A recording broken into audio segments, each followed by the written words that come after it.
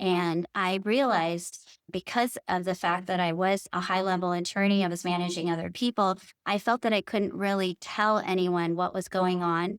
And I couldn't really take the time to go to a therapist. I didn't want to take any medication. So I started looking into how to change my mindset. Hi, and welcome back to another part of the Healthy Lawyer Life series where we talk about important topics that are really key to lawyers having a healthy life because we know there's a ton of stuff out there of helping you become a better lawyer. But what we know is if you're not a healthy person, you're probably not going to continue to be a healthy lawyer. So we have a great guest, Tara Jane Flynn, and I am glad to be talking about Integritude, her new trademark, what she's going to be doing with that. So, welcome to the show, Tara. How are you? And great. Thank you for having me. Awesome, awesome. So it's been I guess about a week or so since we spoke on another podcast in which that audience probably loves you and knows you. So for this audience, can you tell them a little bit about your background and how Integritude came about?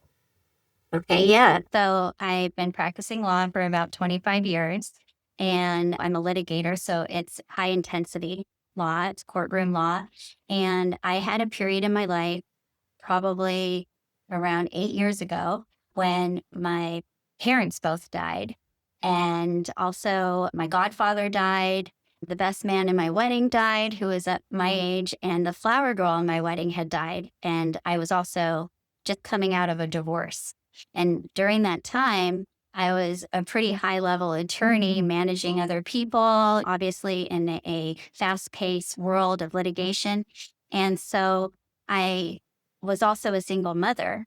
And so there was really no option for me to give up. And basically, I was excelling at work, but I was drowning inside. And I was also actually with an abusive partner at the time. And so I was keeping everything about what was going on in my life secretive to myself. And I realized because of the fact that I was a high level attorney, I was managing other people, I felt that I couldn't really tell anyone what was going on. And I couldn't really take the time to go to a therapist. I didn't want to take any medication. I started looking into how to change my mind. Wow, that is a lot to deal with on top of just living life. And I wonder, like, how many lawyers are going through a similar journey because lawyers are dependent on to step in to help people navigate traumatic things going on with their life. But I don't know if lawyers often have that person for them when they're going through something. And so I guess as you were kind of going through that journey of, like I said, trying to change your mindset, were there any resources or people that stood out to you that helped during that journey? Yeah, just like I had been an attorney, I had trained myself through skills. I had read books, I listened to people, I practiced over and over something so that I would become better at it. So I applied that skill set to pulling myself into a more positive mindset. And I have a spiritual part of me that believes that where there's lightness, there can't be darkness. And so, with that in mind, what I started doing is I started reading a lot of books. I read The Art of Happiness by the Dalai Lama. I read The Four Agreements. I read the I Ching, which is like Taoism. And I also started listening a lot to YouTube to motivational speakers. Les Brown is one that I really like. Louise Hay was another one. There was a guy named David, and I don't remember his last name, but he was all about affirmations. And I just started inundating my mind with this kind of education so that instead of having negative thoughts, I was too busy learning things. So my mind wasn't idle. And then I started practicing more discipline and consistency with regard to how to develop my mindset. I think that's a very interesting thing because I had this conversation with some of my staff because we recently went through this phase where we had a ton of projects back to back and was talking to the staff and someone had brought up of just really feeling down and drained. And I'm so grateful that my accounting manager, she chimed in the conversation with the staff and was just like, hey, guys, we need to put just as much energy into really building yourself up when you're going through these things because if you just let your situation consistently beat you down, you're not going to be good for yourself or good for the team. And I'm like, you know what? I'm so glad that there are people on the team that have that mindset. So I can only imagine for other people who don't have that, where do they go to get that helping hand to pick them up? So I guess with your own journey, when you started kind of this trademark brand, what was your vision for what you wanted to do with Integritude? What I wanted to do was I wanted to help people develop their mindset and not feel like there was no solution other than psychiatric help or medication. I wanted people to know that they can pull themselves up by their own bootstraps. And the way that they can do that is through effort. And the effort part is very important. Things like increasing their awareness, having discipline of thoughts, exercising so that they have endorphins that combat maybe some of those depressing feelings that you would have. Consistency and discipline were really hallmarks of what I relied on and hope to teach others. Nice, nice. Now I'm curious, how did you come up with the name? Okay. I noticed that in my life, as I became more concentrated on having integrity as you get older and you really look at the actions that you've taken in life and you reflect. I was going through a divorce. I was reflecting on what could I have done better in that relationship. And so I thought to myself, I had some regrets. And I thought to myself, the worst thing about a regret is that it's a decision that you made, maybe that's not in line with your values.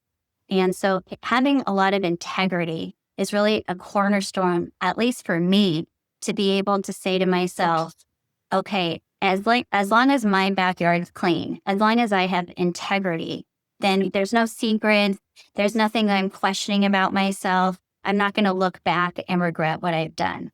And then in addition to that, because your mood is very important and because you can choose your mood to a certain extent. And also because gratitude is very important because gratitude helps you focus on something different. If you look at a situation and you have gratitude in that situation, when you previously thought of it in a negative way, you start focusing on something different and it starts flipping it into a more positive, but also a more honest way. To have more honest thoughts about what is going on in your life is very helpful. I think that's such an amazing point of just what you mentioned about with integrity, because I've recognized that myself of probably after I passed when I got into maybe my early 30s, I started noticing the integrity that I had in my 20s. It really made a difference because that's where I started getting calls from people who knew me in my 20s from the professional field and personally, to where opportunities that they would bring my way. And part of it is and they said it because, hey, we've seen you be consistent over those years. Now that I'm in my 40s, I'm just like, you know what? I completely agree with you. Integrity has become more and more of a huge value let me say, I've recognized that it's become more of a value as I've gotten older. So I wonder if you were talking to someone who may be wondering, hey, is integrity really that important? Are there any ways where you've seen integrity play a very tangible kind of role in like where you are or the things that you're seeing happen in your life now? Yeah, like if you use integrity in your thoughts, for instance, if you wake up in the morning, you're like, oh, I have to go to work. I hate going to work. Is that really integrity in your thought process? Do you really hate work? Do you want to lose your job? Because if you start becoming aware like that and you start flipping the script, you can say, I'm so grateful that I have a job. I'm so grateful that every 2 weeks there's a tap that turns on and puts money directly into my bank account because of an effort that I make to work for another person. So when you start having integrity in your thoughts, it helps you to look at your life more clearly. You stop exaggerating things. You also stop telling white lies. White lies we don't really realize are chipping away at that inner core of integrity. If you don't want to go hang out with somebody on a Friday night, a lot of times people will just give a white lie. Oh, I'm busy. I'm going to go out with my friend. Okay. So what if that person found out the week later that you didn't have plans and you didn't go out with your friend? Now your credibility has just been shot. You've probably hurt that person's feelings and now you're feeling regret. However, why don't you just say, I can't go on Friday night because I have plans? because maybe those plans are with yourself. Maybe the plan is that you've reserved Friday night for you to be relaxed and quiet and watch a movie. You don't have to over explain yourself to people. And I think that's a quality of people pleasers. And I was a bit of a people pleaser. And so when you're a people pleaser, you just give a little bit too much information and then you start white lying your way through a situation and you're not really having the most integrity. But if you see yourself being brave enough to have a boundary with others and just state what is truthful to you, you're going to start respecting yourself more. And the more you respect yourself, the more you're going to like yourself, the more you're going to trust yourself, and the more people are going to like it and trust you. I think that is so true because I'll share it even a personal example or say an example from my own personal experience. We've talked about that with my staff. We're a team of 13 people. And often when I get on the meeting and we would talk about, okay, all right, what's the status on this project? And one of the things that I started noticing, and I'm not sure exactly when the switch happened, is when someone would say, oh, I wasn't able to get this done. And I would say, is that a true statement? Is it that you weren't able to get it done or is that you just didn't do it? Because the outcome is very different. Because if you weren't able, then how can I help you remove the roadblocks? But if this is just, hey, you were fully capable, you just didn't do it, then hey, that's a different scenario. And I noticed as I started really challenging myself and the team to let's just get very honest about what we're communicating, what I noticed is our effectiveness as a team started to improve. And I think we started trusting each other more as a team because we did go through a period where I think many businesses have done this, where they've made a bad hire, where we hired someone who didn't have as much integrity. And I could just see the downward spiral of the team's mood of it, and it got really bad because the person had sent a note of, hey, we had this issue happen, and the team was just like, we don't really believe him. And I'm just like, that means the integrity was really lost. So I think integrity is such a amazing point that you brought up. Yeah, thank you. Yeah, it really comes back to also self respect too. And having self respect for yourself also what brings in other important things, such as you'll start prioritizing your health. You'll start prioritizing things like not just living to work, but being a whole person that goes to a job. There's just so many things. It also opens up your feeling of courageousness because if you're not telling white lies, if you're not hiding the truth because you're too embarrassed to say, or you don't have enough guts to be honest, then you're not really developing an authentic relationship with another person.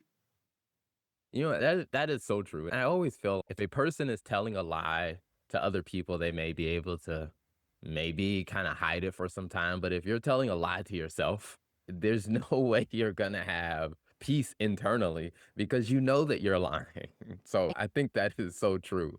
So Yeah. I guess now when you thought about said all of your experience, one of the things that sometimes I hear people say is, okay, yeah, yeah, I have integrity, proven it. Do you believe that there are things that people need to consistently do to continue walking and living out these integral values that allow them to be a healthy person? Yeah, I think that being a person that's self-aware about what you say is really important. Catching a negative thought or catching something in the instant, examining it, and then correcting it. It's okay to apologize. It's okay to say that you made a mistake and then correct it. Maybe that person won't take it gratefully, but at least you know you're keeping your side clean and you know that you've done your best in that situation. A lot of that stuff came from the four agreements. It says always do your best, be impeccable with your word, don't assume anything, and don't take things personally. So practicing some sort of value system that you actually can state to yourself. Imagine you're watching over your own eulogy and somebody was to say, Tara was these four things. What would those four things be that I'd want them to say? And I got this idea from that guy, David, who I can't remember his last name, from YouTube that did affirmations.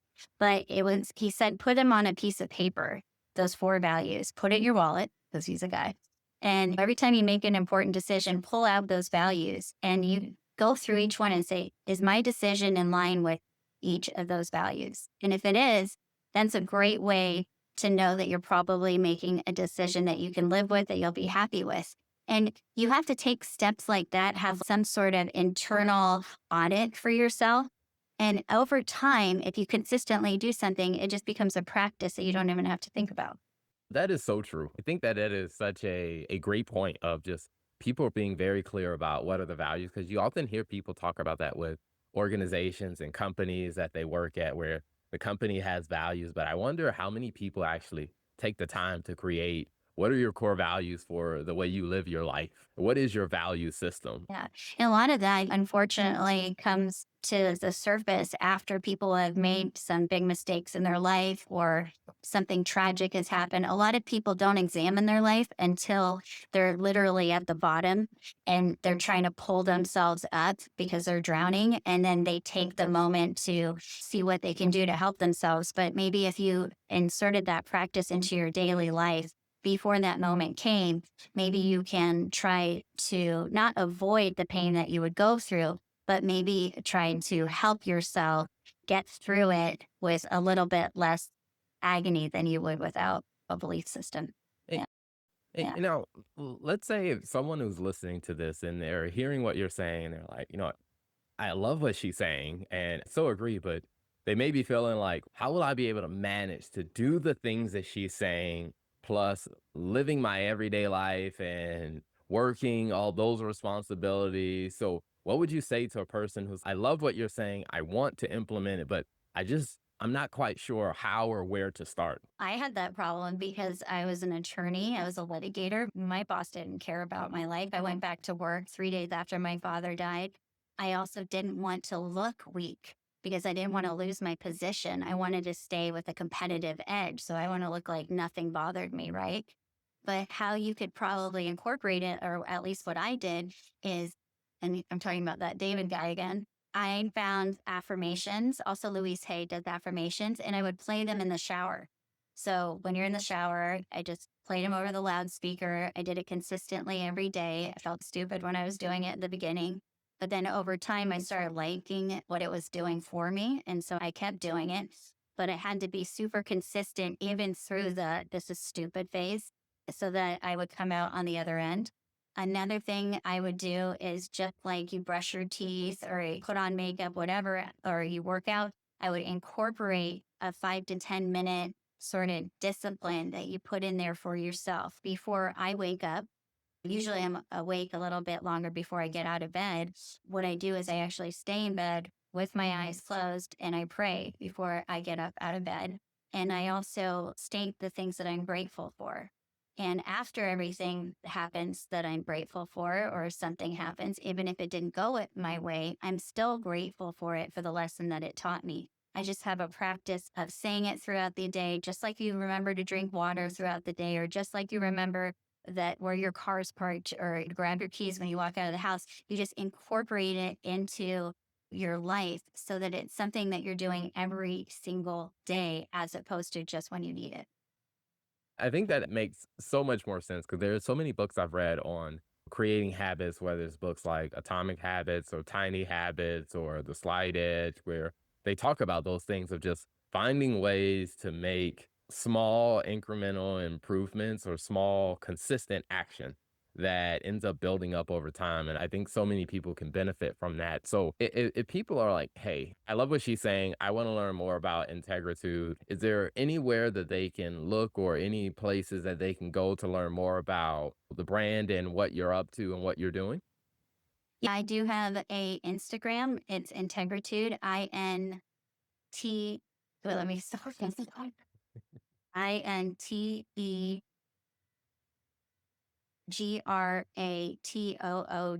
Integritude, INTEGRATOOD.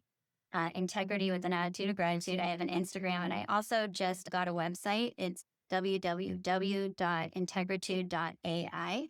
And I'll be presenting things on there as much as I can because I also am an attorney, but I'm really motivated to try to help others so that they can just keep moving on in life, not feel like they're drowning, and still be competitive in their business or with. Awesome. I love it. Tara, thank you so much for coming on. Thank you for the work that you're doing because I work with a lot of attorneys and I know that Being an attorney is not an easy thing to do in itself, but to do that and this, hats go off to you. So thank you so much for what you're doing, and thank you for coming on and sharing that with us. So as we wrap up, any final thoughts you want to share with the audience? One thing that I do a lot, which I think is really helpful, and I try to apply it to other people when they're around me, is always look for the silver lining. If something doesn't work out for you, maybe you're just dodging a bullet, and try to have faith and everything's going to work out. And it sounds fruity or whatever, but it really does help, because if you're in the best possible mindset, then no matter what you're facing, you're going to face it better than you would without it. Awesome. I love it. Tara, thank you so much for coming on. Thank you very much. I appreciate it. Thank you for tuning in to another episode of the Law Firm and Finance Show, where we give you great content that helps you build a more successful law firm. So make sure you hit that subscribe button on all platforms and follow us for more content.